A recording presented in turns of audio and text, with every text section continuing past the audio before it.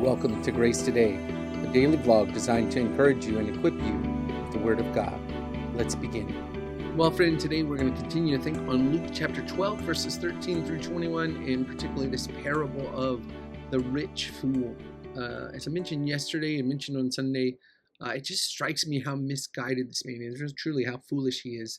And the first thing that we talked about yesterday, how he seems to think he is the one who is providing when really it was the land that is providing.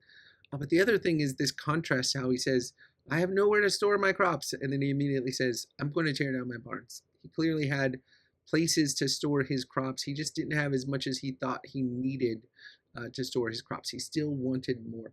This really shows another contributing factor to greed that we must be aware of and that we must be careful of. And that is downplaying God's providence, ignoring God's good kindness to us. Oftentimes, and we talked about it on Sunday, how it started in the garden, the temptation to downplay God's kind and generous providence, to downplay the consequences for sin, and to sin in order to pursue more of that which we think we need or think we deserve.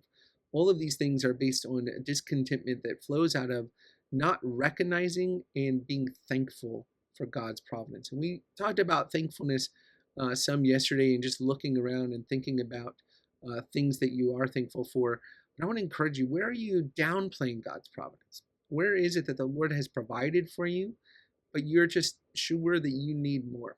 Maybe it's a better job, maybe it's more resources, more finances, maybe it's better vacations, maybe it's a bigger house. I don't know what it could be. It could be a lot of things. We are capable of being greedy in a lot of things.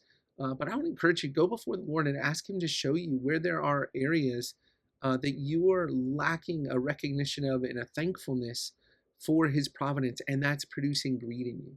Or to say it another way, where are areas that you need to grow in contentment? And wherever the Lord convicts you over those things, spend some time praying over those things, thanking the Lord for His providence, and thanking Him for His kindness to convict you of those things and bring you to a better place of contentment. Then I want to encourage you, read Philippians 4 and read it with fresh eyes, knowing that this glorious passage is about contentment. Paul says, I can do all things through Him who strengthens me, specifically talking about contentment, about being able to get by with little or get by with much. So read Philippians 4 today and ask the Lord to cultivate that kind of contentment in your life that only He can bring. I love you, Grace Community, and I'm praying for you. Have a great day. Thanks for tuning in to Grace Today.